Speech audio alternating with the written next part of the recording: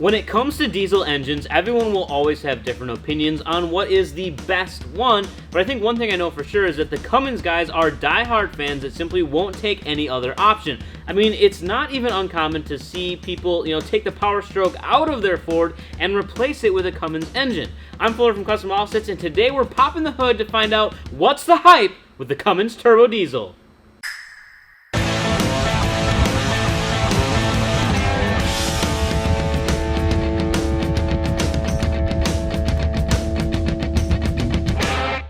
Before we get to the modern 6.7 Cummins, we need to go over a quick background on how we even got here. Dodge began offering the first 5.9-liter Cummins engines in their Ram trucks in 1989.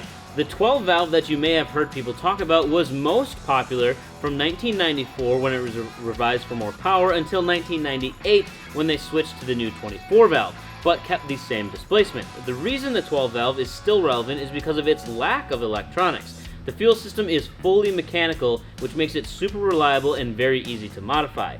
With little effort, it's easy to make the fuel pump, the most famous of which being the P-pump, push way more fuel and in turn give you more power and let you roll coal.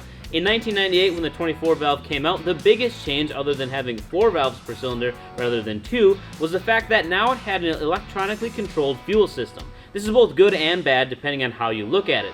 This new fuel system was designed to help reduce emissions and burn more efficiently, and at the same time it opened up options for easier tuning that didn't require physically changing anything on your truck. The 24-valve also had significantly better airflow and cooling potential in stock form.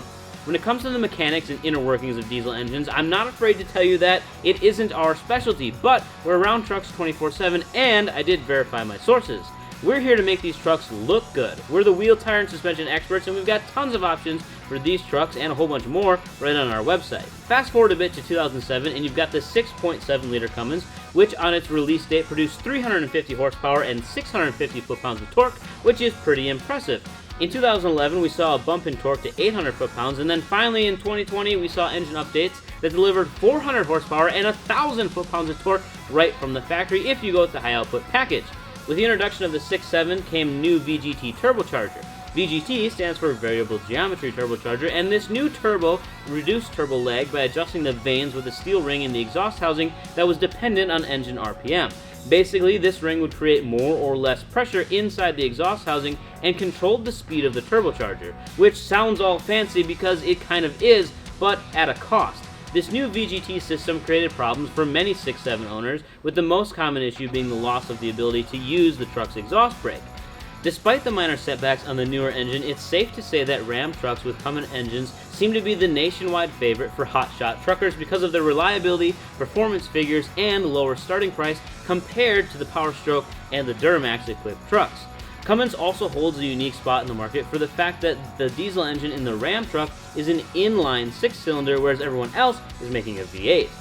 The inline 6 has some advantages over the V8, like having a longer stroke that allows more torque at a lower RPM. They're easier to work on and have a natural balance that doesn't vibrate nearly as much. So, let us know which Cummins engine you prefer in the comments down below, and if you need wheels, tires, or suspension for your truck, regardless of what it is, you can hit us up at CustomOffsets.com.